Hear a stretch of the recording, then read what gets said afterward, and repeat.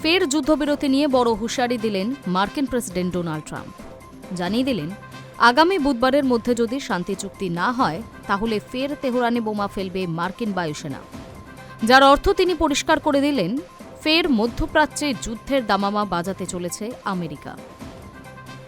শুক্রবার মার্কিন বায়ুসেনার বিমানে অ্যারিজোনা থেকে ওয়াশিংটনে ফেরার সময় সাংবাদিকদের সঙ্গে কথা বলেছিলেন ট্রাম্প। তখনই তাকে বলতে শোনা যায়, সম্ভবত আমি এটাকে আর সম্প্রসারিত করতে চাইব না এবং ইরানের বন্দর যেমন থমকেই আছে তেমনই রাখা হবে। যদি সেটাই থাকে তাহলে আমরা বোমা ফেলা শুরু করব আবার। ডোনাল্ড ট্রাম্পের হুঁশিয়ারি, বুধবারের মধ্যে যদি শান্তি চুক্তি না হয় তাহলে ফের তেহরানে বোমা ফেলবে মার্কিন বায়ুসেনা। যার অর্থ তিনি পরিষ্কার করে দিলেন, ফের মধ্যপ্রাচ্যে যুদ্ধের দামামা বাজাতে চলেছে আমেরিকা। আগামী 21শে এপ্রিল শেষ হচ্ছে সাময়িক যুদ্ধবিরতির মেয়াদ।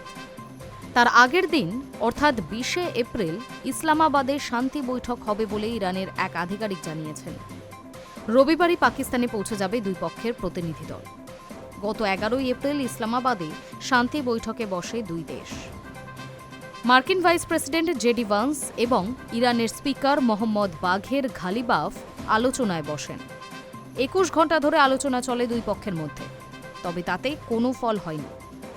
এবার সংঘর্ষ বিরতির মেয়াদ ফুরানোর ঠিক আগের দিন আলোচনায় বসছে দুই দেশ।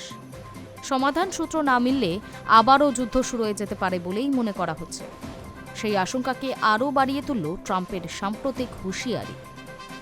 এদিকে ইরান যুদ্ধের জেরে মাসাধিক কাল যাবৎ অবরুদ্ধ ছিল হরমুজ প্রণালী। জ্বালানি সংকটে ভুগেছে গোটা পৃথিবী। এই পরিস্থিতিতে শুক্রবার হরমুজ সমস্ত বাণিজ্যিক জাহাজের জন্য খুলে দেওয়ার ঘোষণা করে ইরান। এরপরই অদ্ভুত প্রতিক্রিয়া দেখিয়েছেন মার্কিন প্রেসিডেন্ট। তিনি তার সোশ্যাল মিডিয়া ট্রুথ সোশ্যালে লেখেন, ইরান একমাত্র ঘোষণা করেছে হরমুজ প্রণালী সম্পূর্ণ খুলে দেওয়া হয়েছে, ধন্যবাদ। কিন্তু পরে আবার তিনি জানিয়েছেন, প্রণালী আমেরিকা বন্ধই রাখবে যতক্ষণ না শান্তি চুক্তি হচ্ছে।